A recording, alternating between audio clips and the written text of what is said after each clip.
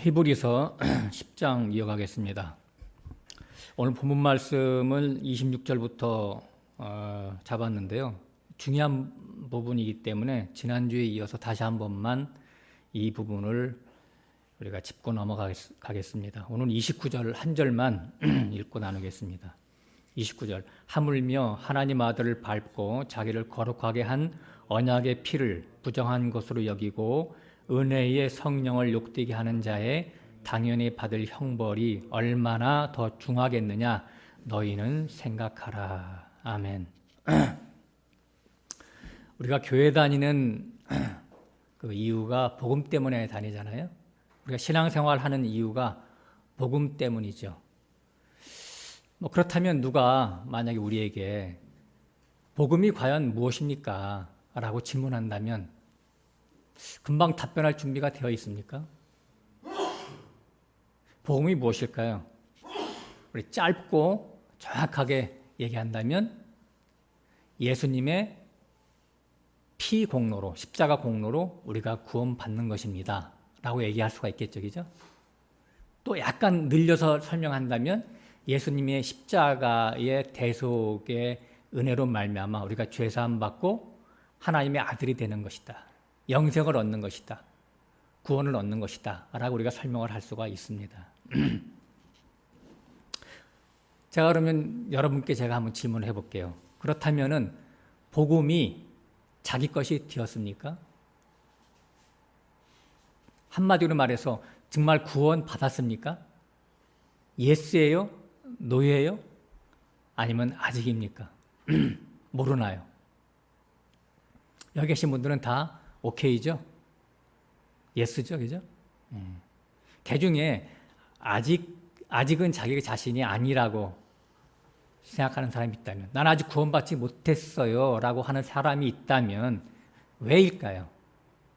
뭔가 하나님 앞에서 자기 자신이 행한 일이 없어서 자신이 없다라고 여기기 때문에 그렇다고 하는 거예요. 좀 더 하나님께 충성, 봉사하고 나서 그때 가서 하나님이 나에게 주시지 않을까? 그렇게 생각하기 때문에 아직도 하나님이 내게 주신 구원을 마다하고 있는 것일 수가 있다라고 하는 것이죠.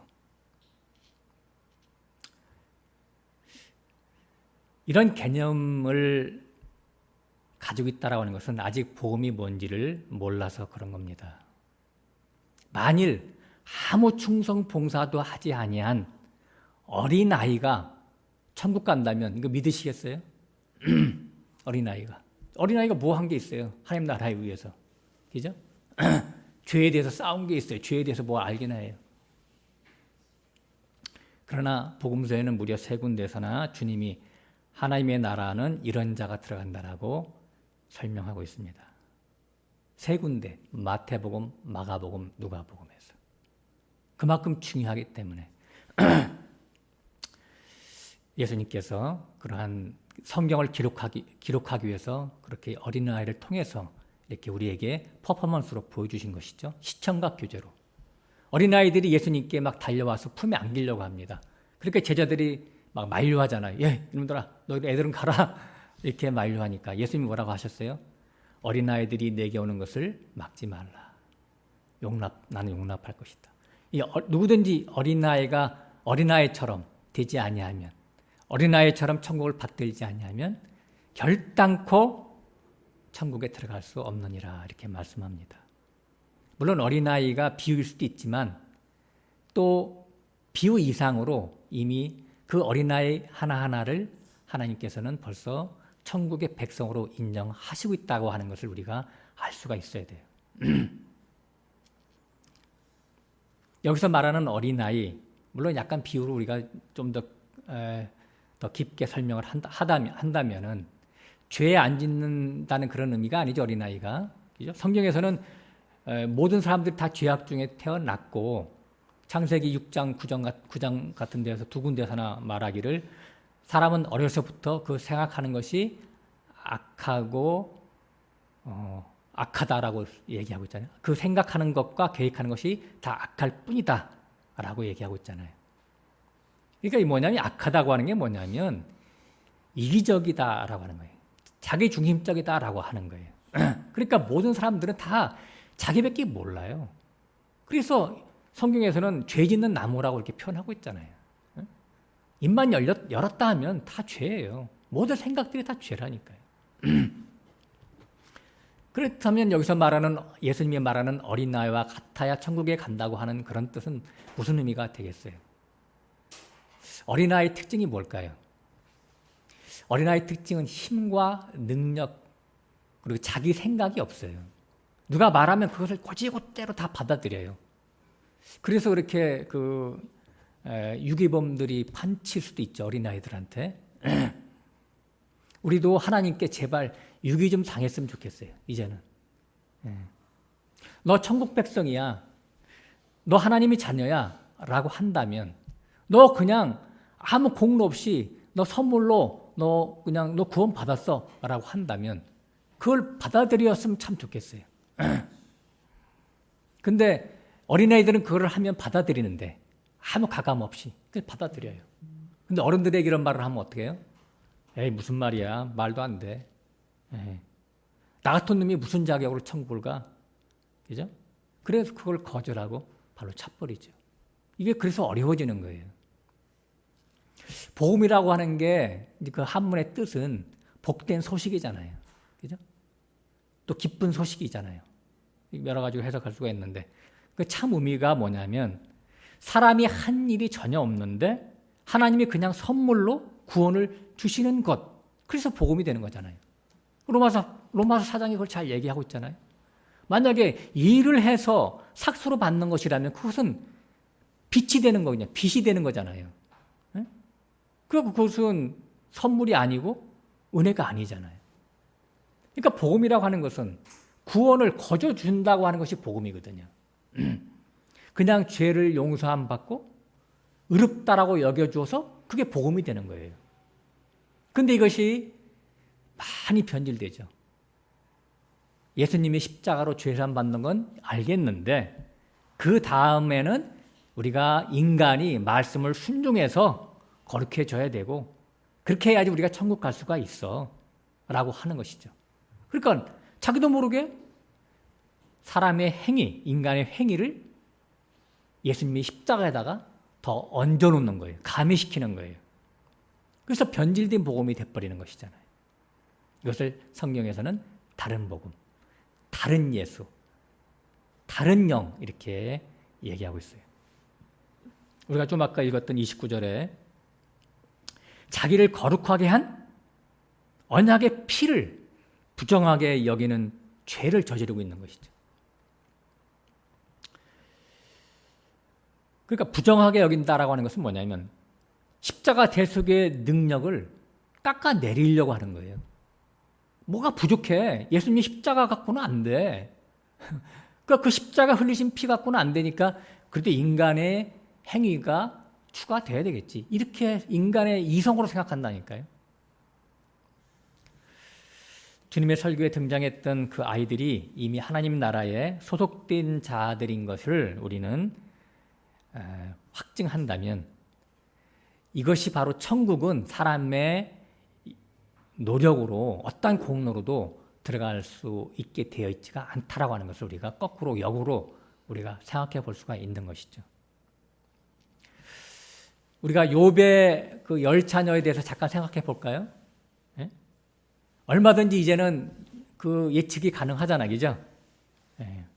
욥의 신앙을 교정해 주시기 위해서 등용시킨 그 10자녀의 그 일찍 죽음에 대해서 졸지에 그냥 그 욥을 훈련시키기 위해서 욥을 깨닫게 하기 위해서 그 10자녀가 졸지에 그냥 일찍 하나님에 의해서 데려감을 당했잖아요.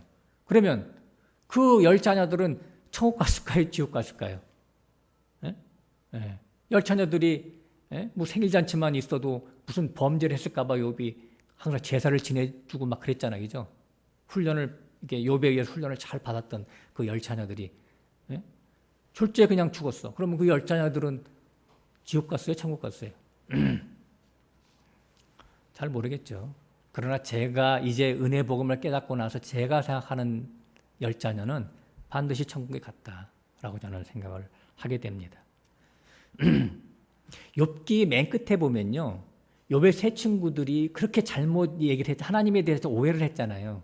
그래서 네가 잘못했기 때문에, 욥아 네가 뭔가가 죄를 졌기 때문에 하나님 너한테 벌 준 거야. 이렇게 계속해서 인과응보적으로 권선징악적으로 하나님을 잘못 알았던 욥의 친구들에 대해서 하나님이 욥 보고 그러는 거예요. 야, 회개한 욥 보고, 야, 네가 회개했으니까 됐다. 네가 네 친구들을 위해서 대신 중보 기도를 해라. 그래서 중보의 제사를 드리니까 하나님이 그 세 친구도 용서해 줬거든요. 그러니까 욥의 중보 기도를 통해서 그 세 친구가 죄사함 받는 걸 얘기하는 거예요. 구원 받는 걸 얘기하는 거예요. 그 세 친구들은 자기가 하나님 앞에 대해서 회개한 거 없어요. 근데 욥의 중보로 죄사함 받고 용서 받잖아요. 욥의 까닭 없이 욥이 고난 받는 것은 뭐 여러 가지 뜻이 있지만 그 중에 하나가, 가장 큰 이유가 하나가 뭐냐면 예수 그리스도의 의인의 고난을 얘기하는 거예요. 의인의 고난. 그래서 우리 모든 사람들이 죄인인데 우리가 뭐 행한 것이 없이 죄사함 받는 것은 욥의 그 세 친구들을 중부에서 용서함 받는 것을 거기서 또 예표하는 거예요. 성경은 곳곳에 어디든지 피면 다 예수 그리스도에 대한 예표다라고 하는 것이죠. 그러니까 인간이 어떤 행위를 통해서 죄사함 받고 구원받는 게 아니라고 하는 거예요. 하나님이 특정한 자기 백성에 대해서는 아무 이유 없이 까닭 없이 다 용서해 주시고 구원해 주신다라고 하는 것이 바로 성경 말씀이다라고 하는 것이죠. 그래서 천국은 내가 가고 싶다고 해서 갈 수 있는 곳도 아니고 또 내가 안 가고 싶다고 해서 안 갈 수 있는 곳도 아니라고 하는 거예요. 창세전 어린 양의 생명책에 농명된 자만 갈 수가 있죠. 그래서 로마서 9장에는 두 그릇에 대해서 얘기하고 있잖아요. 모세와 그 바로에 대해서. 하나는 진노의 그릇이고 하나는 긍휼의 그릇이단 말이죠. 예? 그러니까 나는 하나님의 긍휼의 그릇이 되고 싶다. 다시 말해서 나는 천국 가고 싶다. 내가 원한다고 해서 원함으로 말미암아 되는 것도 아니고 또 천국 가고 싶다고 해서 자기가 여러 가지 막 충성 봉사 힘쓰고 애쓰고 해. 그래서 그걸 다른 박질해서 되는 것도 아니라고 하는 거예요. 오직 하나님의 택하심에 따라서만 된다라고 분명히 나와 있습니다. 천국은 어린 아이에게 선물로 덥석 막 안겨주듯이 택함을 받은 자에게 은혜의 천국이 덮쳐오는 거예요.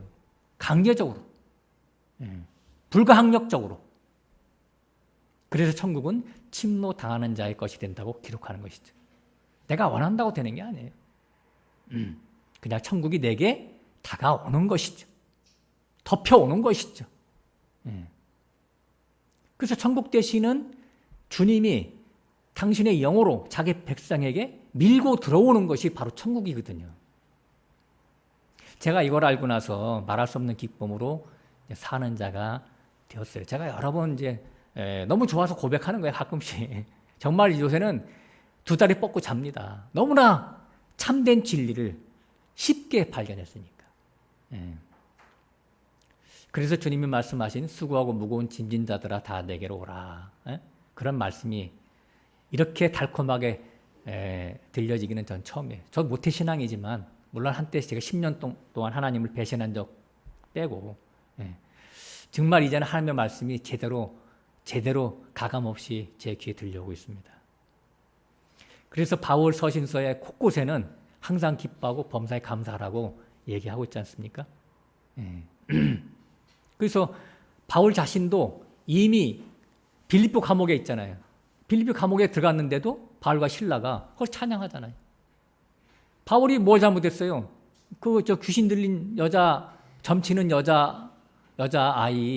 여자를 갖다가 고쳐준 것 뿐이거든요. 원래는 처음에 안 고쳐주려고 했어요. 그러니까 계속해서 방해를 하니까 그 점 보는 여자를 고쳐줬더니 그 뒤에서 점 보는 여자를 이렇게 세워가지고 돈 버는 어떤 뒤에 그 권력자가 있었을 거 아니에요. 그 사람들이 이렇게 관원에게 고소를 해가지고 끌려가서 무진장 매를 맞고 지하 감옥에 갇혔어요. 지하 감옥이 있고 지상 감옥이 있어요. 그 당시에. 근데 지하 감옥에 갇혔다라고 하는 것은 이건 중죄를 말하는 거예요.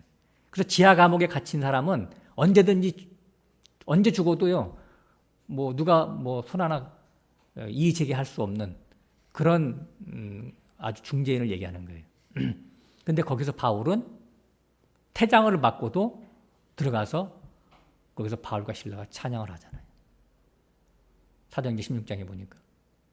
그러니까 옥문이 열렸잖아요. 지진이 나고. 그러니까 다른 사람 다 도망가는데 이 사람 안 도망가는 거야. 그러니까 간수가 와가지고 엎드려 절하잖아요. 신인 줄 알고. 그래서 그걸 닦아주고 그 밤에 자기 집에 들어가서 음식을 대접하고 복음을 듣고 예수님을 영접해서 딱 구원을 받았어요. 근데 아침이 됐어요. 그래서 그 위에 그 시켰던 사람들이 이제 하나님의 성령에 감동해서 그렇게 되는 것이죠. 아전을 보내가지고 저 바울을 풀어줘라 그랬더니 바울이 뭐라고 했어요?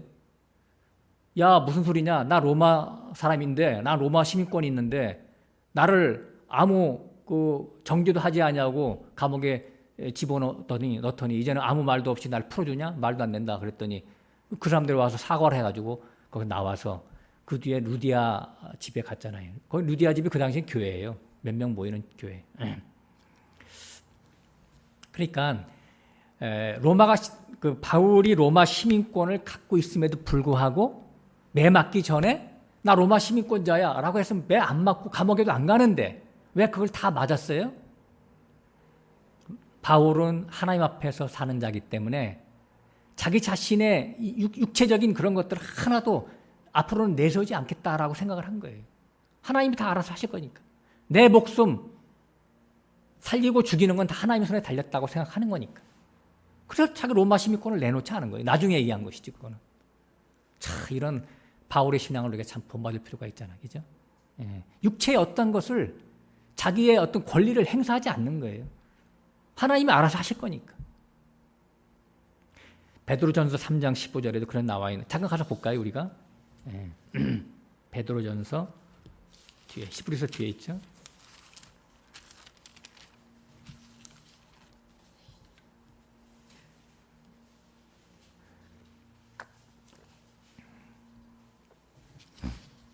베드로전서 3장 15절.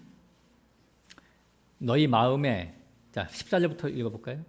그러나 의를 향하여 고난을 받으면 복 있는 자니 저희의 두려워함을 두려워 말며 소동치 말고 너희 마음에 그리스도로 주를 삼아 거룩하게 하고 너희 속에 있는 소망에 관한 이유를 묻는 자에게 대답할 것을 항상 예비하되 온유와 두려움으로 하고. 그러니까 여기서 뭐냐면 무엇 때문에 우리가 소망을 갖고 있어요? 네. 그러니까 여기서 보면 너희 속에 소망에 관한 이유를 묻는 자에게 대답할 것을 항상 예비하고 있어라는 얘기예요. 네? 누가 묻는단 말이죠? 여보세요. 당신은 뭐 때문에 그렇게 기쁘세요? 당신은 돈도 없고 내가 보니까 돈도 없고 건강도 안 좋고 집도 없고 근데 왜 이렇게 행복하세요? 그러면 뭐라고 대답해요? 내 마음에 그리스도가 예수님이 와 계시니까 하나님이 나의 주님이 되시니까 나는 기뻐할 수밖에 없습니다. 나는 천국 백성이거든요. 라고 대답을 하래요. 네. 우리 형제 자매님들은 뭐 때문에 마음이 든든합니까? 돈이 있어서 든든합니까? 아니면 사업이 잘 돼서 든든합니까? 아니면 내가 다니는 회사가 아직은 탄탄해서 그렇게 든든하십니까? 아니면 애들이 잘 풀려서 든든하십니까? 네. 이제는 우리는 땅의 것을 찾지 말고 그죠? 골로새서 3장 1절처럼 너희가 그리스도와 함께 살리심을 받았으면 땅의 것을 찾지 말고 이제는 위의 것을 찾으라. 거기에는 예수 그리스도가 하나님 우편에 앉아 계시느니라. 우리의 운명이 어디에 있어요?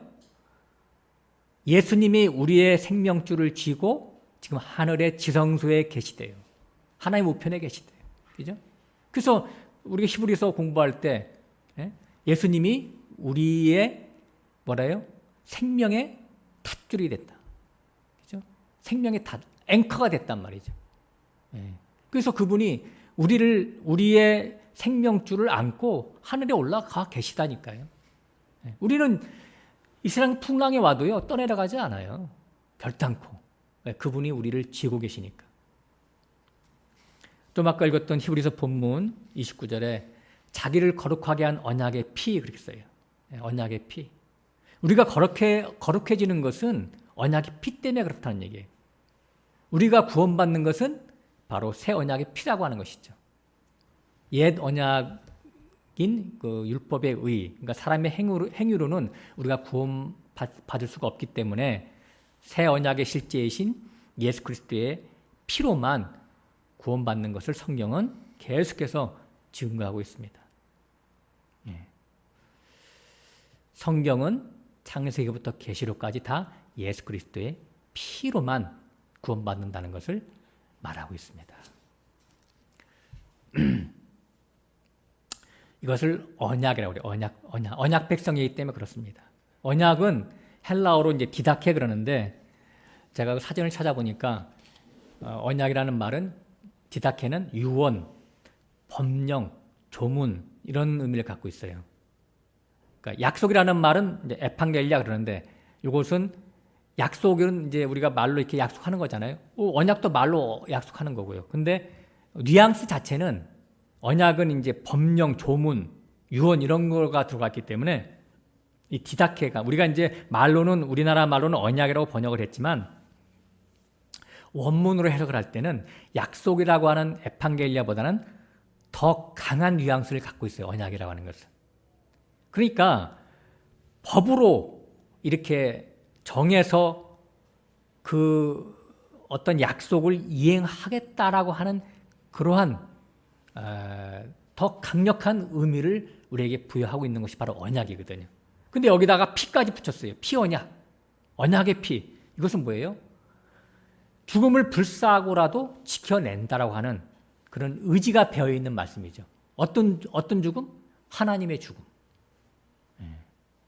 하나님이 자기 백성의 구원을 위해서 스스로 정한 룰이에요. 이게 언약이라는 말이.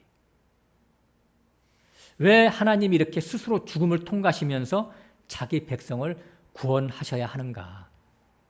가끔씩 시간 있을 때 이런 걸 좀 생각 좀 해보세요. 왜 하나님은 나를 이렇게 사랑하시지? 왜 하나님은 자기 백성을 이렇게 사랑하시지? 맞아요. 사랑하기 때문에 그런 거예요. 사랑하기 때문에. 근데 사랑하는데 하나님은 또 공의 하나님이시잖아요. 자기 백성이 어떤 상태에 있어요? 죄악 가운데 있잖아요. 근데 하나님은 공의 하나님이시기 때문에 죄악 가운데 있는 자기 백성일지라도 죄 가운데 있기 때문에 그냥 죄 없는 것처럼 할 수가 없잖아요. 그죠? 그래서 사랑하는데 죄 문제가 걸리기 때문에 이걸 해결하기 위해서 당신 스스로가 인간이 되셔서 대속할 수밖에 없다는 것이죠. 그래서 십자가 대속이라고 하는 그런 어마어마한 자기 희생을 감수하시는 겁니다. 예수 그리스도의 십자가 대속의 피 흘리심은 하나님의 공의를 충족시키는 동시에 하나님의 자기 백성을 사랑으로 살리는 목적으로 설계된 하나님의 경륜입니다. 이 설계도, 이 하나님의 작정과 예정은 언제부터 있었겠어요? 먹지 말라는 선악과를 따먹었기 때문에, 죄졌기 때문에 하나님이 갑자기 설계 변경을 해가지고 우리를 구원하시기 위해서 십자가를 갑자기 이렇게 등용시킨 것일까요? 그건 아니잖아요. 그죠? 이미 창조 전에, 영원 전에 하나님의 예정 속에는 선악과를 먹게끔 설계가 되어졌다라고 하는 거예요. 그렇기 때문에 선악과도 필요하고 우리의 구원을 위해서 뱀도 필요한 거예요. 마귀도 필요한 거예요. 다 하나님의 구원의 시나리오에 있는 것들이죠. 이러한 창세전 하나님의 예정은 성경 곳곳에 많이 기록되어 있는데 가장 선명하고 분명하게 증거하는 곳이 바로 에베소서 1장입니다. 제가 한두 번 설교를 했지만 중요하기 때문에 다시 한번 오늘 본문과 연계시키기 위해서 에베소서 1장 가서 살펴보겠습니다. 에베소서 1장.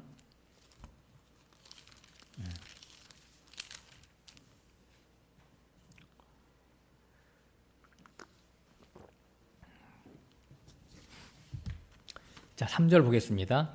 찬송하리로다 하나님 곧 우리 주 예수 그리스도의 아버지께서 그리스도 안에서 하늘에 속한 모든 신령한 복으로 우리에게 복 주시되. 그러니까 신령한 복이라고 하는 것은 예수 그리스도로 말미암아 죄 사함 받고 하나님의 아들이 되는 거예요. 이게 신령한 복이죠. 천국 백성 되는 거예요. 4절 곧 창세전에 곧이라고 하는 말이 바로 신령한 복을 설명해 주는 거예요. 신령한 복이라고 하는 것은 바로 이렇게 얻어지는 거야. 이제 그런 것을 말하는 것이죠. 창세전에 그리스도 안에서 우리를 택하사 우리로 사랑 안에서 그 앞에 거룩하고 흠이 없게 하시려고. 그러니까 창세전에 그리스도 안에서 우리를 택하신 것이죠. 이게 바로 신령한 복을 주기 위해서 그런 것이죠. 계시록 13장에 보면 창세전 어린 양의 생명책에 논명된 자로 나타납니다. 그러니까 우리를 택했다는 말이 어린 양의 생명책에 창세전에 기록했다라고 하는 거예요. 그런 자들이 그 계시록 13장에 나오는 바다에서 올라온 짐승에게 경배하지 않는 것이죠. 내가 스스로가 경배하지 않는 게 아니라 내 의지를 들여서 경배하지 않는 게 아니라 내 안에 하나님의 생명책에 기록된 자들은 성령이 오셔서 그렇게 한다는 얘기예요. 자, 그리스도 안에서 그렇게 써 있어요. 곧 창세전에 그리스도 안에서, 이것은 다른 말로 하나님의 사랑 안에서. 그래서 로마서 5장 8절에는 우리가 아직 죄인 되었을 때에 그리스도께서 우리를 위해 죽으사 하나님께서 우리에 대한 자기 사랑을 확증하셨다라고 했어요. 이 말을 로마서 5장 8절 같은 경우는 형제님들이 그걸 외우고 다니셔야 돼요. 우리가 아직 죄인 되었을 때 그리스도께서 우리를 위하여 죽으사 하나님께서 우리에 대한 자기의 사랑을 확증했대요. 요 말은 있잖아요. 요거로만 끝나면 안 되고요. 사실 좀 더 부연하면 우리가 죄인 되었을 때 하나님이 우리를 사랑해서 구원하셨는데, 만약에 우리가 하나님의 말씀을 더 많이 알고 더 깨달아서 구원의 반열에 들어와서 하나님을 섬기고 있다면 그 다음에는 우리의 복이 얼마나 더 크겠느냐, 요 말까지 사실은 포함되어 있는 거예요. 설사 우리가 생활하다가 죄 져도 그거 중요한 게 아니에요. 죄를 지라는 얘기가 아니라 죄에 대해서 두려워하지 말라는 얘기죠. 아무것도 아니라고 하는 거예요. 그거는. 우리를 택하사 그랬죠? 우리를 택하사. 여기서 우리를 택하사 그런 말을 썼는데 다른 말, 구원될 자를 택하사 이렇게 쓰지 않았어요. 구원될 자를 택하사 그랬다면, 이런 표현이라면 만약에 우리가 복음이라고 하는 미끼를 딱 던져줬을 때 사람의 입장에서 복음을 받아들이면 구원받고 복음을 받아들이지 않으면 구원 안 받고 이런 판단이 가능할 텐데, 구원받을 자를 택하사 그랬다면 그게 아니라 그냥 우리를 택했대요. 아까 어린아이를 예수님이 불러가지고 이런 자와 같지 아니하면 결단코 천국에 들어가지 못한다라고 말씀하셨듯이, 여기서 말하는 우리라고 하는 것은 주님의 몸된 한 무리가 되는 어떤 존재들을 선택했다는 말이에요. 그 존재들은 천국에 가기 위해서 아무 노력이나 애씀이 없이 그냥 천국에 가게 되는 그런 존재들을 말하는 거예요. 여기서 말하는 우리는, 그래서 좀 더 구체적으로 말하면 바울과 같은 자를 포함해서 그 바울이 세운 그 교회 안에 구성원들을 얘기하는 거죠. 바울도 아까 제가 찬양하면서 잠깐 말씀, 바울은 사람의 공로가 전혀 없이 구원받고 용서받고 구원받고 하나님의 종이 됐잖아요. 그래서 여기서 말하는 우리라고 하는 것은 바울을 포함한 특정한 사람들에 대한 주님의 몸된 교회를 말하고 있다라고 하는 것이죠. 5절 갑니다. 그 기쁘신 뜻대로 우리를 예정하사 예수 그리스도로 말미암아 자기 아들들이 되게 하셨으니, 이는 그의 사랑하는 자 안에서 우리에게 거저 주시는 바 그 은혜의 영광을 찬미하게 하려는 것이라. 우리가 그리스도 안에서 그의 은혜의 풍성함을 따라 그의 피로 말미암아 구속 곧 죄사함을 받았다. 그러니까 7절과 5절이 도치된 문장이에요. 원래 7절이 원인을 얘기하죠. 원인. 그러니까 5절은 결과죠. 우리가 예수 그리스도로 말미암아 하나님의 아들들이 된 것은, 이것은 결과인데 원인은 왜 그러냐? 7절이죠. 7절 끝에 그의 피로 말미암아 구속 후 죄사함을 받아서 하나님의 아들들이 됐다는 얘기예요. 이것이 바로 예수 그리스도의 피로 구속함을 받아 죄산 받는 것이 언제 정해졌다? 창세전에 예정됐단 말이죠. 창세전 예정. 작정된 거예요. 이것을 다른 말로 하나님의 작정, 그러니까 당신의 피로 작정한 거니까 언약이죠. 이때 언약은 뭐냐면 하나님과 아들과의 언약이에요. 하나님과 아들과의 언약. 사람과 하나님과의 언약이면 사람이 하나님의 말씀을 잘 지켜야 될 거 아니에요. 못 지키면 지옥이죠. 못 지키는 거 알으니까 하나님이 인간과의 언약을 안 하고 하나님과 아들의 언약을 하신 거죠. 그래서 이 언약대로 역사 속에서 펼쳐 나가시는 것이죠. 이 언약이 바로 하나님의 설계도고 하나님의 구원의 시나리오입니다. 9절로 가볼게요. 그 뜻의 비밀을 우리에게 알리셨으니 곧 그 기쁘심을 따라 그리스도 안에서 때가 찬 경륜을 위하여 예정하신 것이다. 이것이 바로 그리스도 안에서 구원하는 때가 찬 경륜이란 말이죠. 경륜, 하나님의 경륜. 때에 맞게 이루시는 경륜.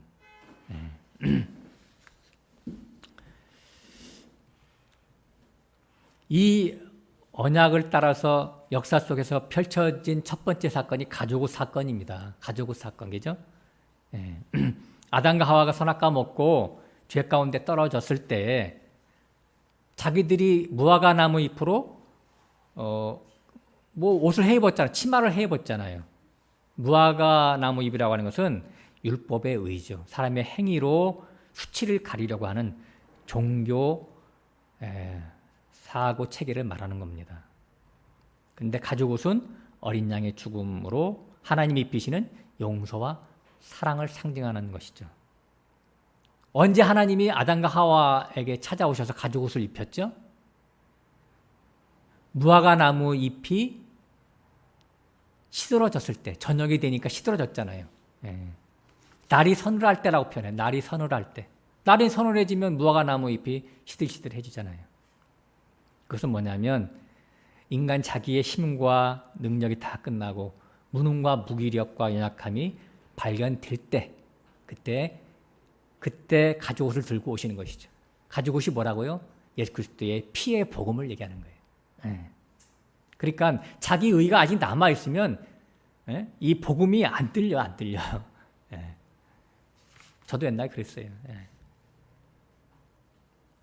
그래서 이 가죽옷이 나중에 역사 속에서 에덴 동산 추방하기 전이잖아요. 그죠? 추방한 다음에 역사가 이제 펼쳐지는데 에덴 동산 밖에서 이제 역사 속에서 햇불 언약으로 구체화되는 것이죠. 그래서 창세기 15장에 아브라함과 하나님이 언약을 한다고 하지만 하나님이 일방적으로 통보하시는 것이죠. 내 후손이 이방의 객이 되었다가 400년 만에 다시 이 가나안 땅으로 돌아올 것이다. 그때 그 햇불 언약이 뭐예요? 핵심이 뭐예요? 쪼갠 고개 사이로 햇불이 지나갔어요. 햇불은 하나님을 상징하는 거니까. 아브라함은 지나가지 않았어요. 햇불만 지나갔어요. 이것은 하나님의 죽음으로만 하나님이 예언하신 그 인간의 구원을 성취시켜 주시겠다는 얘기예요. 하나님의 죽음이 뭐죠? 예수 그리스도의 십자가 대속의 피 흘리심이죠. 이 햇불 언약대로 아브라함의 후손 이스라엘 선민이 유월절 어린 양의 피를 바르고 출애굽했잖아요. 그죠? 광야로 나왔잖아요. 이게 구원이에요. 자, 이쯤 되면 자, 굉장히 중요한 말씀이 이제 들어갑니다. 사람의 행위와 그리고 인간의 행위와 노력을 강조하는 어떤 부류의 사람들은 이렇게 질문할 거예요. 그러면 광야에서 불순종해서 원망과 불평을 해서 다 죽고 겨우 갈렙과 여호수아 두 사람만 들어갔는데 그거 다 심판받아 죽은 사람들은 그 사람들은 그러면 어떻게 설명할 것이냐. 이게 인본주의적이고 율법주의적인 사고였단 말이죠. 하나님에 대한 오해 때문에 이런 그 생각이 발생하는데, 자, 이스라엘 사람들이 행군할 때 무엇을 앞장 세웠죠? 맨 앞장 세운 게 뭐예요? 법궤잖아, 그죠? 하나님의 법궤. 그 법궤가 이제 하나님을 상징하는 것인데, 그 하나님이 어떤 하나님이에요? 우리가 많이 이제 공부를 했었죠. 법궤 뚜껑에 뭐가 있었어요? 법궤 뚜껑을 다른 말로 뭐라고 하죠? 시은소, 속죄소라고 하잖아요. 두 가지 다 말하잖아요. 그리고 법궤 안에는 이스라엘 사람들이 범죄한 3가지 물건이 다 들어있죠. 그러니까 어떤 이스라엘 사람들의 범죄도 하나님이 은혜를 베풀 것이다. 그 시운서. 왜? 예수 그리스도의 십자가 피 공로 때문에 다 용서할 것이다. 그게 속죄소 아니겠어요? 그래서 제가 이제 출애굽기 34장 7절에서 그 말을 제가 가끔씩 인용하잖아요. 나 여호와가 인자를 1000대까지 베풀리라. 1000대까지 영원히 베풀 것이다. 인자라고 하는 말은 하나님의 긍휼, 하나님의 용서, 하나님의 사랑을 얘기하는 것이죠. 베드로가 복음서에서 질문합니다.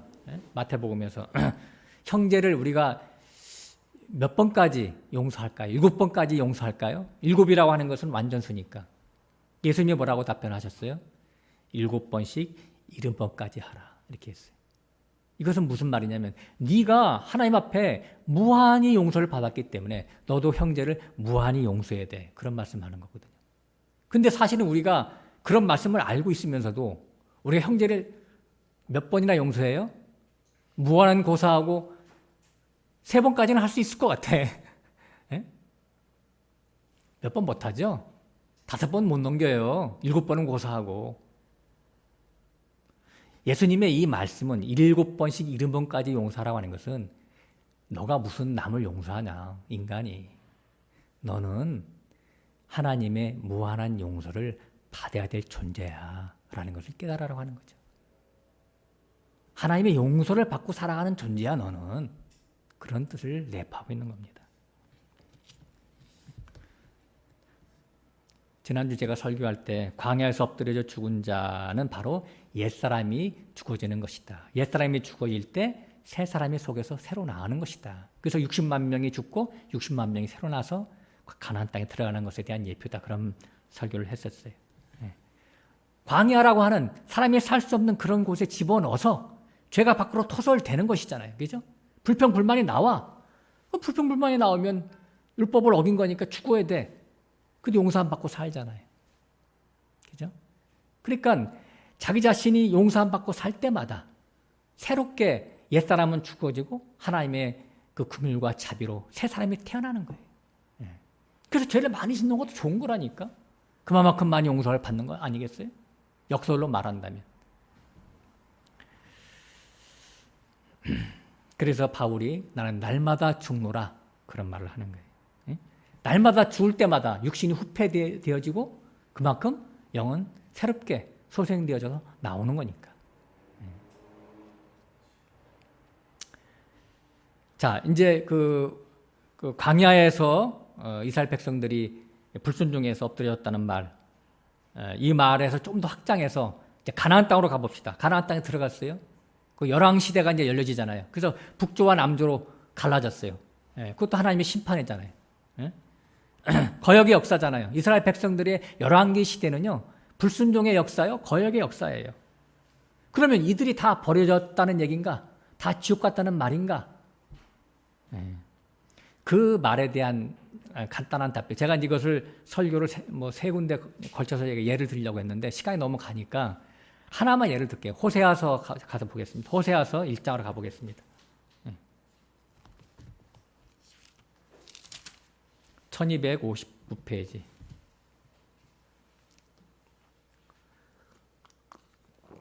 호세아서는요, 제사장이잖아요, 호세아가. 근데 하나님이 호세아를 보고, 야, 너 가서 저 음란한 여자 고멜을 데려다가 네 아내를 삼아, 이렇게 했어요. 근데 이거는 말도 안 되는 얘기거든요. 원래 제사장은요, 정결한 처녀하고만 결혼해야 돼요. 그냥 아녀자, 그냥 일반 저기도 아니고 정결한 처녀로 아주 확정된 사람하고만 결혼해야 되는데, 부정한 여자, 원래 창녀였던 여자를 데려다가 결혼하라고 하니까 말이 되겠어요? 그러니까 호세아는 하나님을 상징하는 것이죠. 거룩하신 하나님인데 부정한 인간들을 사랑하는 것에 대한 예표잖아, 그죠? 그것에 대한 예표예요. 근데 이제 그 하나님의 명령대로 정말 마음은 내키지 않지만 호세아가 고멜을 데려다가 아내를 삼고 아들을 낳았어요. 세 자녀를 낳았어요. 아들을 낳고 두 딸을 낳았어요. 첫 번째 아들이 이제 이스르엘이에요. 4절에. 여호와께서 호세아에게 이르시되 그 이름을 이스라엘이라 하라. 조금 후에 내가 이스라엘의 피를 예후의 집에 갚으며 이스라엘의 족속의 나라를 패할 것임이니라. 그러니까 이스라엘이라는 말은 하나님의 심판을 받아서 내가 네 나라를 내가 버릴 것이다 라고 하는 그런 의미를 갖고 있어요. 왜? 너희들이 하나님의 말씀대로 살지 못하는 존재들이야. 내가 너희를 버릴 수밖에 없단다 라고 하는 것이죠.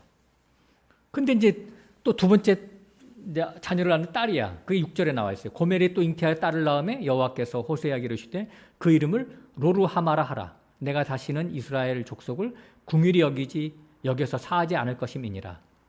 앞에 로자가 이제 그 부정사예요. 부정사. 그래서 루하마가 궁휼히 여긴다는 말인데 앞에 로자를 붙어가지고 궁휼히 여기지 않겠다 그런 뜻이에요. 그러니까 하나님의 심판이잖아요. 또 이제 세 번째 딸을 낳았어요. 9절에 여호와께서 이르시되 그 이름을 로암미라 하라. 너희는 내 백성이 아니요 나는 너희 하나님이 되지 아니할 것임이니라. 암미가 하나님의 백성인데 로 부정사를 붙여서 더 이상 하나님의 백성이 아니라고 할 것이다 라고 할 거죠. 그러니까 하나님은 선택했지만 이스라엘 백성들을 자꾸 범죄하고 죄를 지니까 불순종하니까 하나님이 그 나라를 버리실 것이고 궁휼히 여기지도 않을 것이고 내 백성이라고 칭하지도 않을 것이다 라고 하는 거예요. 네? 그러니까 거역하니까 하나님의 율법대로 하면 다 심판받아서 버려져야 할 자들이죠. 네. 그러니까 이방인이나 이스라엘 사람들이나 도끼인 객끼인 거예요. 하나님이 구원시켜 놓은 이스라엘 백성들이지만 특이한 점이 하나도 없어요. 감사한 것도 없어요. 고마운 것도 없어요. 네. 인간은 다 똑같은 거예요. 인간은 다 똑같아요. 근데 이런 인간을 반전을 하나님이 이렇게 갑자기 마음을 확 바꿔가지고 사랑한다고 기록을 합니다. 네. 자, 14절, 2장으로 가볼게요. 2장 14절. 제가 이제 호세아서를 다 읽지를 못하고 시간이 없으니까 핵심되는 부분만 잠깐 읽어볼게요. 2장 14절. 여기 이제 그러므로 했는데 이건 번역을 잘못했어요. 그럼에도 불구하고 킹제임스 성경의 번역이 잘 되어 있더라고요. 그럼에도 불구하고 내가 저를 계유하여 거친 들로 데리고 가서 말로 위로하고 그죠? 그런 여러 가지 잘못돼서 버려져야 될 그러한 백성들 예? 예. 아까 그 3번이나 자녀를 낳고 하나님의 맹세하고 약속까지 했는데 결심했는데 그 결심을 하나님이 바꿔서 마음을 바꿔서 그렇게 못하겠다는 이야기, 버리지 못하겠다는 거예요. 그래서 그녀를 그럼에도 불구하고 내가 저를 계유하여, 계유라고 하는 것은 그녀의 마음을 사로잡다 그런 얘기예요. 그래서 다른 말로 하면 하나님의 사랑으로 저를 덮어 씌워서, 그러니까 사랑으로 보쌈을 씌워서 그런 얘기죠. 보쌈을 씌워서 그녀를 거친 들로 데리고 가서 말로 위로하고 광야로, 거친 들 그랬는데 광야라는 말이에요. 광야. 고난과 역경을 통해서 육신의 것들을 다 빼버리겠다 그런 뜻이죠. 예? 예. 자, 하나님의 백성들에게 형통하고 뭐 잘 나가게 하면 하나님 잘 믿을 것 같아요? 못 믿을 것 같아요? 잘 못 믿죠. 육신이 그래서 이게 악한 거예요. 사람은 등 따숩고 배부르면요 하나님을 배신합니다.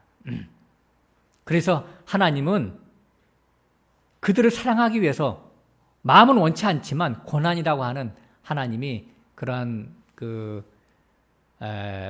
비책을 쓸 수밖에 없는 거예요. 세상과 세상의 것을 사랑하면 하나님을 이 마음에 담을 수가 없으니까 하나님께서 우리 마음속에 있는 것들을 다 빼버리는 것이죠. 자, 그래서 15절로 가볼게요. 거기서 비로소 저희 포도원을 저에게 주고 악을 골짜기로 소망의 문을 삼아 주리니 저가 거기서 응대하기를 어렸을 때와 애굽 땅에서 올라오던 날과 같이 하리라.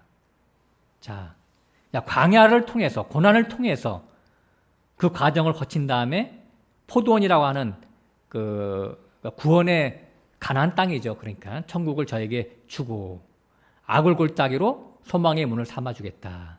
악을 골짜기라고 하는 것은 아간이 그 신할 땅의 외투를 금 한쪽을 하고 신할 땅의 외투를 훔쳐가지고 숨겨놨다가 심판받아서 죽은 데가 악을 골짜기잖아, 그죠? 잘못해서 심판받고 무덤이 쌓인 곳이 거기가 바로 악을 골짜기예요.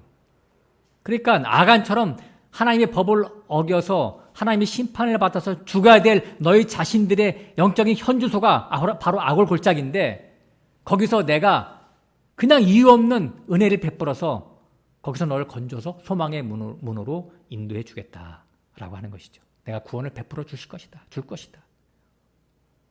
어떤 근거로? 어린 양의 유월절의 희생의 피로, 예수 그리스도의 피로 말미암아 너희를 구원해 줄 거야. 바로 이런 것들이 숨어져 있는 거예요. 16절에 여호와께서 이르시되 그날에 내가 나를 내 남편이라 일컫고 다시는 내 바알이라 일컫지 아니하리라. 그러니까 그날에라고 하는 것은 이제 구원을 받은 그날이죠. 이것은 이사야서 62장하고 똑같은데 바벨론 포로에서 돌아온 소수의 무리들이 이제 그 하나님 앞에 그 스룹바벨 성전을 짓잖아요. 그들을 하나님이 뭐라고 해요? 헵시바요 뷸라라 그랬어요. 예, 나의 사랑하는 여인이라고 얘기하고 있어요. 같은 말을 하고 있는 거예요. 18절에 그날에는 내가 저희를 위하여 들짐승과 공중의 새와 땅의 곤충으로 더불어 언약을 세우며 또 이 땅에서 활과 칼을 꺾어 전쟁을 없이 하고 저희로 편안히 눕비하리라. 여기서 들짐승, 공중의 새, 땅의 곤충 이들과 언약을 세운다 그랬어요. 인격이 없는 그런 존재들하고 언약을 세우겠어요? 다 비유죠. 이스라엘 사람들의 영적인 상태가 바로 이런 들짐승, 공중의 새, 곤충들로 비유된 더럽고 추하고 가증한 것들이에요. 그런 것들을 하나님이 그냥 용서해서 그냥 끌어안아 주겠다고 하는 거예요. 하나님의 아내로 삼아 주겠다고 하는 거예요. 그래서 다시는 전쟁하지 않겠다는 얘기죠. 활과 칼을 꺾어 전쟁을 없이 하고. 그러니까 자기 백성, 하나님의 원수는 자기 백성이거든요. 하나님의 백성들이 계속 죄를 지니까 하나님이 계속해서 고난을 집어넣고 막 이것저것 해서 막 전쟁하는 거거든요. 근데 하나님이 예수 그리스도의 피로 말미암아 어느 날 갑자기 이제는 더 이상 전쟁하지 아니하고 언약을 세운다고 하잖아요. 그러니까 예수 그리스도의 피 언약이죠. 하나님의 당신의 아내를 삼아 주겠다고 하는 것이죠. 19절로 가보겠습니다.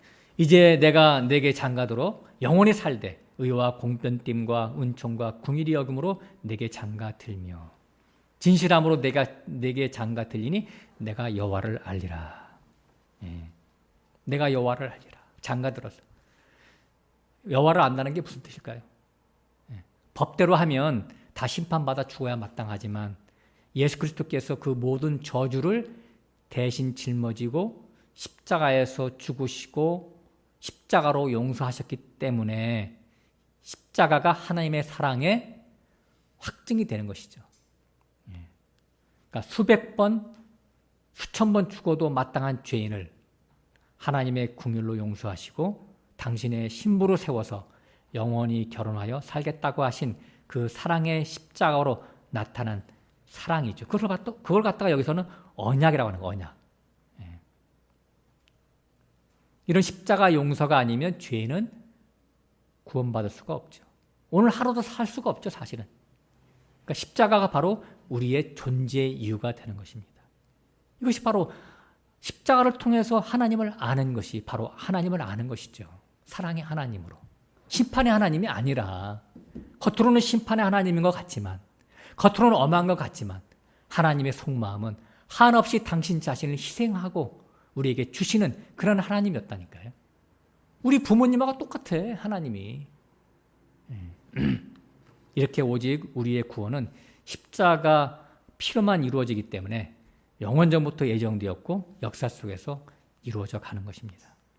그런데 사단은 계속해서 방해하고 책동하죠. 거짓 선지자를 보내서 예수 그리스도의 십자가 피를 가리거나 깎아 내립니다.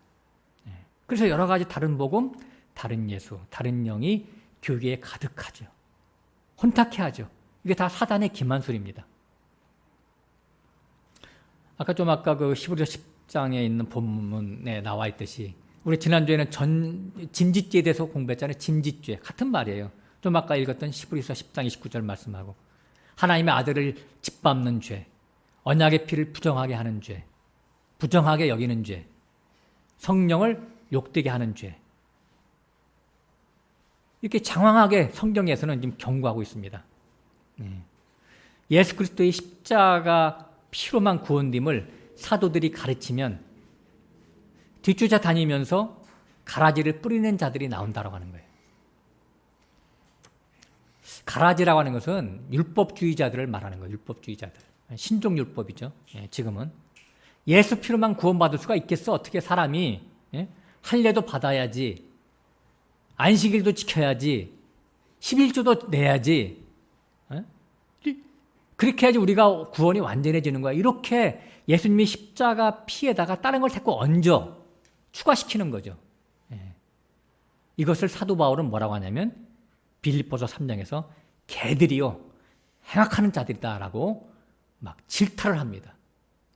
빌립보서 3장 가서 보겠습니다. 빌립보서 3장.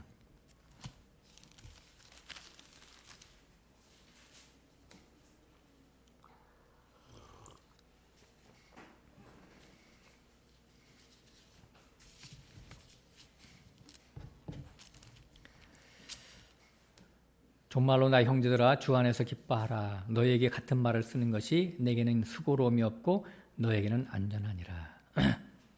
주 안에서 기뻐하라. 그렇죠? 아까 사도 바울이 빌립보 감옥에 갇혔을 때도 주 안에서 기뻐하는 그 모델을 보여줬죠. 그죠? 감옥에 갇혔는데도 기뻐해.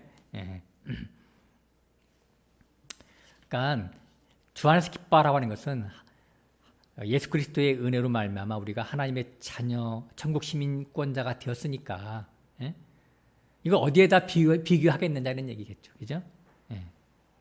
현실은 비록 고난과 역경이 버젓이 존재하겠지만 기뻐하라는 거예요. 기뻐하라는 거예요. 이게 뭐 로또 복권 뭐 당첨돼 가지고 뭐 100억이 당첨됐다고 해도 이런 기쁨하고 차원이 틀려요. 우리의 영원한 영생을 가진 존재로서 하나님 앞에 감사하는 이 기쁨은 틀리다니까요. 2절에 개들을 삼가고 행악하는 자들을 삼가고 손할례당을 삼가라. 개들을 조심하고 행악하는 자들을 조심하라는 얘기죠. 행악하는 자들이라고 하는 것은 악한 일꾼들을 말하는 거예요. 그러니까 사단의 어떤 종들을 말하는 것이죠. 광명한 천사를 가장한 거짓 선생, 거짓 선지자들을 얘기하고 있는 거예요. 그러니까 여기서 개들과 행악하는 자들은 같은 말이에요. 같은 말. 개라고 하는 것은 유대 사회에서 가장 멸시하는 언어가 아니겠습니까? 근데 여기서 개들을 상가라고 표시한 것은 예수님의 십자가 피에다가 다른 것을 가미하면 그렇게 아주 더럽고 추하고 더러운 자들이 된다라고 하는 거예요. 그러니까 예수님의 십자가 피를 부정하게 여기는 모습들이죠. 예수님의 십자가에다가 사람이 말씀을 지켜서 우리가 구원이 온전해진다, 우리가 구원이 거룩해진다 이렇게 가르치면, 이렇게 전하고 다니면 얼핏 들으면 참 그럴듯하잖아요. 그죠? 이것은 사람의 귀를 긁어주는 말이에요. 이성적으로 볼 때 합리적이잖아요. 그죠? 아, 그래. 우리가 하나님의 말씀을 이렇게 줬는데 하나님의 말씀을 이렇게 다 쳐다보면 말씀을 지키면 복이고 안 지키면 저주라고 했으니까 그래야지. 그래서 말씀을 문자대로 해석을 해서 말씀을 잘 지켜야 구원받는 것으로 사람들이 생각을 한단 말이에요. 그런데 이게 바로 비진리죠. 제가 지난주에 그 갈라디아서 1장 잠깐 제가 우리가 봤을 때 사도 바울이 그런 말 했잖아요. 내가 사람을 기쁘게 하랴? 하나님을 기쁘게 하랴? 그 다른 복음을 얘기하면서 사람들을 기쁘게 하는 게 바로 뭐냐면 예수님의 십자가 복음 또 우리가 구원받고 그거 충분하지 않으니까 하나님의 말씀을 지켜서 우리가 거룩해져야 돼라고 한다는 말이죠. 자, 이렇게 되면은 뭐가 좋으냐면 목사들이 교회를 운영하기가 굉장히 좋아요. 교회를 운영하기가 참 좋아. 경영학이지 그러니까. 예수님의 피 갖고는 다 안 되니까 우리가 말씀을 지켜서 거룩해야 돼. 충성 봉사해야 돼. 11주도 내야 되고 헌금도 많이 내야 돼. 반듯하게 교회 생활을 해야 돼. 하지 말라는 얘기가 아니라 이것을 해야지 구원받는다고 하는 그 자체가 잘못됐다고 하는 거예요. 하나님의 백성이 말씀을 잘 지켜야지. 말씀대로 살아야 되죠. 그럼 말씀대로 못 살면 구원을 받지 못하는 건가요? 그게 아니라고 하는 거예요. 구원하고 관련이 없는 거예요. 그건 좀 이따 제가 다시 좀 더 설명을 하고. 그러니까 여기서 계라고 하는 것은 율법주의, 그러니까 인간의 행위를 강조하는 것들인데, 다른 말로는 이제 성화주의예요. 사람이 하나님의 말씀을 가지고 점차 하나님의 말씀으로 점차 죄 안 짓는 인간으로 바뀌어 갈 수가 있다라고 하는 거예요.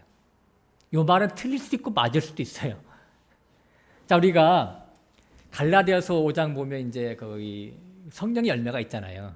사랑과 희락과 화평과 오래 참음과 자비와 양성과 온유와 충성과 절제, 그런 말 나오잖아요. 그죠? 자, 그런 것들은 금지할 법이 없느니라 그렇게 나왔어요. 이것은 우리가 내가 점차 하나님의 말씀을 가지고 죄를 안 짓는 사람으로 만들어 가야지, 내가 거룩한 사람으로 만들어 가야지 라고 하는 것과 개념이 틀린 거예요. 성령이 오셔서요, 내 자신이 이 세상과 세상의 것에 대해서 가치를 잃어버리고 오직 하늘의 것만 바라보게 하면은 내 안에서 하나님의 성령의 열매가 저절로 하나 둘씩 맺어져 가는 것과, 내가 노력을 해서 말씀을 잘 지켜야 돼. 내가 지금 부부싸움을 해야 되는데 내가 부부싸움 하지 않으면 하나님이 나에게 싫어할 거야 해서 내가 안 하는 것은 이거 율법이란 말이에요. 그게 아니라 내가 하나님께 은혜를 받고 보니까 이런 것들이 가치가 없어. 나 자신을 부부싸움할 때 내 자존심 때문에 싸울 때가 많잖아. 예를 들어서 제가 예를 하나 설명하면, 내 자존심 때문에 아무것도 지나거나 아무것도 아닌데 그거 사실 뭐 텔레비 보다가도 정치권 때문에 막 싸우거든요. 근데 정치하고 나하고 사실 부부관계하고 무슨 상관이 있어. 근데 내 의견, 네 의견이 틀리니까 막 싸워. 나중에 박 터지게 싸우는 데까지 잘못하면. 근데 싸우고 나서 돌아서면 내가 뭐 때문에 싸웠지? 이렇게 되는 거거든요. 자, 은혜를 받은 사람이라면 그것이 아무것도 아니거든요. 싸울 때. 이 세상 것이 뭐가 중요해요? 세상의 정치적인 것도 중요하지 않고 돈 버는 것도 중요하지 않고 자녀가 좋은 대학 가는 것도 중요하지 않아. 건강에 해쳐지는 것도 중요하지 않아. 다 중요한 게 하나도. 하나님만 중요해. 하나님이 나를 사랑했다는 것만 중요해. 그러니까 하나님만 찾게 되는 것이거든요. 그래서 성령을 받게 되면 받은 사람은 이 세상과 세상의 것을 사랑하지 않고 이생의 자랑, 육신의 정욕, 그런 것들에 대해서 떠나 있는 사람이 돼요. 점점 떠나게 돼요. 그러다 보니까 성령의 열매가 내 안에서 맺혀지게 되는 거예요. 근데 내가 점차 죄를 안 짓는 사람으로 만들어져 가야 돼라고 하는 것이 내 속에 인식이 되어 있다면 그것은 뭐예요? 내가 주체가 되는 거잖아요. 그 율법주의예요, 그게. 성화주의. 그러면 자기가 어느 정도 막 이렇게 성화가 됐다고 생각해. 그럼 그런 사람은 하나님 어떻게 할까요? 하나님의 특기가 뭔지 아세요? 안달에 걸기. 자기 자신이 나는 이제 더 이상 죄를 안 짓는 사람이 됐어. 그러면 하나님이 어느새 와서 그런 사건을 일으킨다니까요. 다 걸려서 넘어지게 해요. 그럼 어떻게 돼요? 나는 아무것도 아니구나 하는 것을 깨닫게 되는 거예요. 하나님의 은혜로 살게 되는 거예요. 처음부터 끝까지. 죽을 때도. 죽을 때까지. 예. 그래서 여기서 말하는 개라고 하는 것은 성화주의도 포함돼서 금욕주의, 영지주의, 기복주의, 또 번영신학, 또 은사주의, 또 정의사회 구현, 이 모든 것들 다 얘기하는 거예요. 교회 안에 들어와 있는 수많은 다른 복음들, 다 개들이죠. 예수 그리스도의 십자가 복음에 복음 외에 다른 것들을 다 추가시키면 이것들이 다 개가 되는 거예요. 자, 3절 가볼게요. 하나님의 성령으로 봉사하며 그리스도 예수로 자랑하고 육체를 신뢰하지 아니하는 우리가 곧 할례당이다. 성령으로 봉사하래요. 성령으로 봉사는 어디서 하는 거예요? 저 밖에 나가서 막 길거리에서 하는 거예요? 교회 생활이죠. 성령으로 봉사하는 게. 교회 생활. 모임 가운데서 하는 거잖아요. 주로. 그죠? 그래서 제가 성경에서 우리가 히브리서 9장에서 배웠지만 모의를 피하는 어떤 사람들의 습관과 같이 하지 말고 그날이 가까움을 볼수록, 그러니까 우리가 교회 생활을, 신앙 생활을 많이 하면 할수록 더 나태해지지 말고 교회 생활을 하라, 그런 말이에요. 그러니까 성령으로 봉사한다. 그러니까 우리가 진리 안에서도 봉사와 헌신과 충성과 또 연보가 다 있는 거예요. 그러나 이런 것들이 있지만 내가 이런 걸 통해서 더 구원을 얻기 위해서 하는 것이 아니라 받은 은혜에 감사해서, 감격해서, 갚을 길이 없기 때문에 주께 감사하는 것을 표현하는 것이죠. 구약에는 11조를 했죠. 그럼 신약에는 11조 없냐? 신약에 11조 없어요. 연보로 그냥 다 커버하는 거예요. 연보로, 감사헌금으로. 신약의 11조는요, 신약은 말씀을 통해서 보니까 내가 다 그리스도 것이 됐대요. 내 자신이 하나님 거예요. 10분의 10이 다 하나님, 11조라니까요. 10분의 10. 내 자신이 11조인데 하나님께 뭘 드려요? 돈 조금 들여가지고 하나님 앞에 거래하려고 그래요? 그건 아니잖아, 그죠? 그래서 하나님 앞에 그냥 감사한 삶으로 우리가 살아가는 것밖에 없어요. 그거 보면 또 그리스도 예수로 자랑하고, 그렇죠? 우리가 은혜 받은 성도들은 예수님만 자랑하는 것이죠. 자기 행위 자랑할 게 뭐가 있어요? 자기 행위를 자랑하지 못하니까, 자랑할 수가 없으니까, 자기 행위보다 약간 못한 형제나 자매가 있어도 저 사람 왜 저래?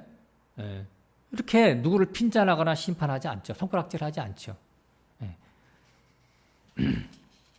육체를 신뢰하지 않는다. 자기 자신의 육체는 죄밖에 나오지 않는데 육체를 뭘 신뢰할 수 있겠어요? 우리들은 다 마음의 가죽을 벤 자들이죠. 오직 믿음으로만 사는 자들이죠.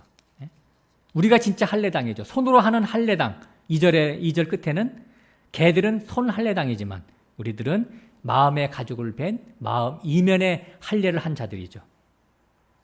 그렇기 때문에 이 마음의 가죽을 벤 자들은 자기 욕심을 갖고 살아가는 자들이 아니라 하나님의 뜻을 항상 생각하면서 사는 자들이죠.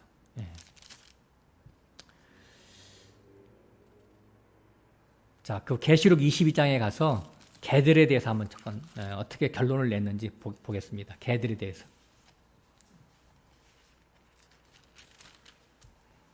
계시록 22장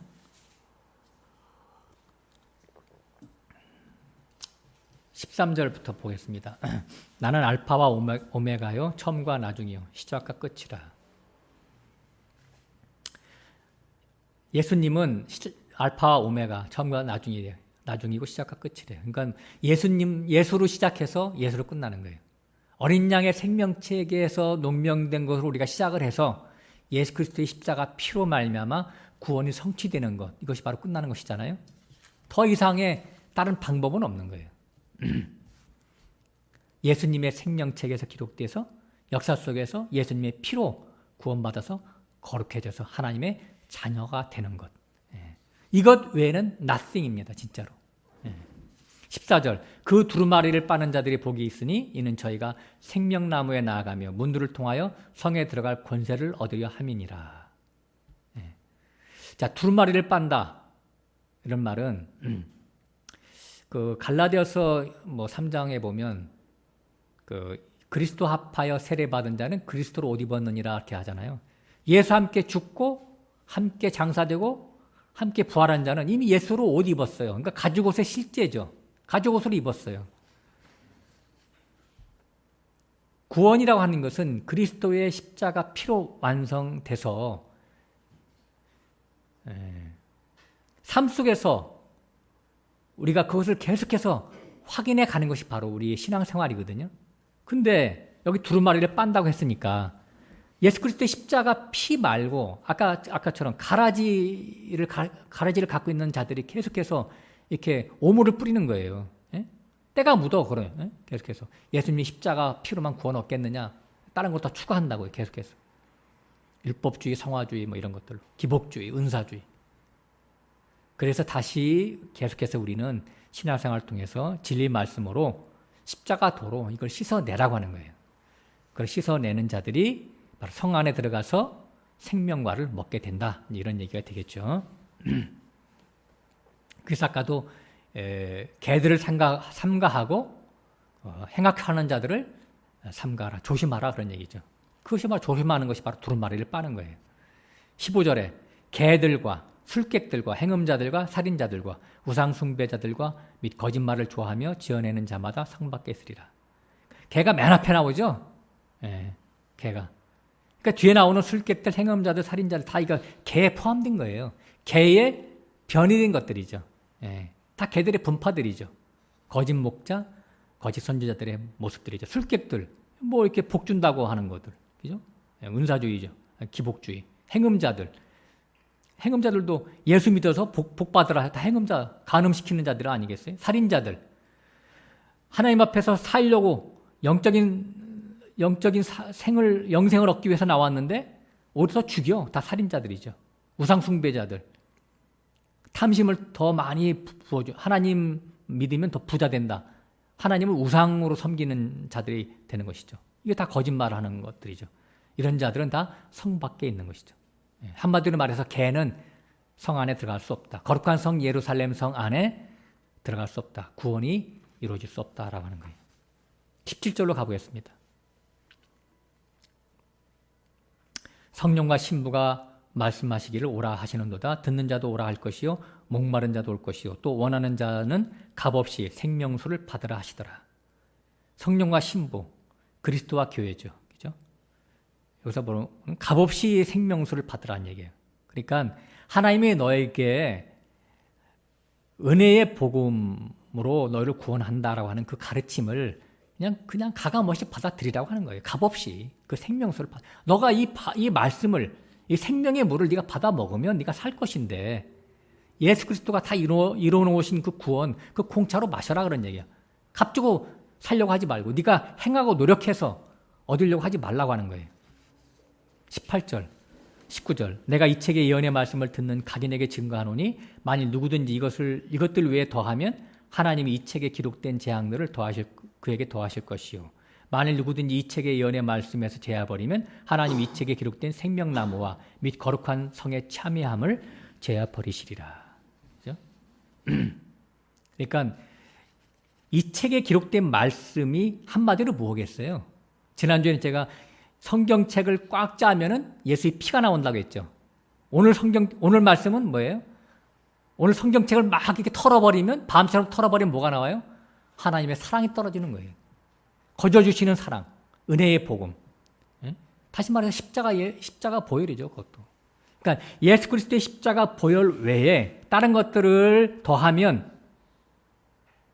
벌을 받고 예수 그리스도의 십자가 보혈을 부정하게 여겨서 여기서 빼버리면은 천국에 들어갈 수가 없다라고 하는 거예요. 이 기록된 이 책에 기록된 말씀을 더하거나 빼거나 하지 말라. 십자가 말씀이지, 십자가 말씀. 예수 그리스도의 십자가 보혈의 말씀을 빼하거나 더하지 말라 이런 얘기죠. 지난주에 이어서 오늘까지 예수 그리스도의 구원은 오직 십자가 피로만 이루어진다고 하는 것을 공부했습니다. 다른 모든 죄는 다 사함받을 수가 있지만은 예수 그리스도의 피 공로를 부정하게 여기는 자는 용서받지 못한다라고 하는 것을 염두에 두시고 오직 십자가에 달리신 예수만 자랑하는 우리 모두가 되시기를 당부드리겠습니다. 기도하겠습니다.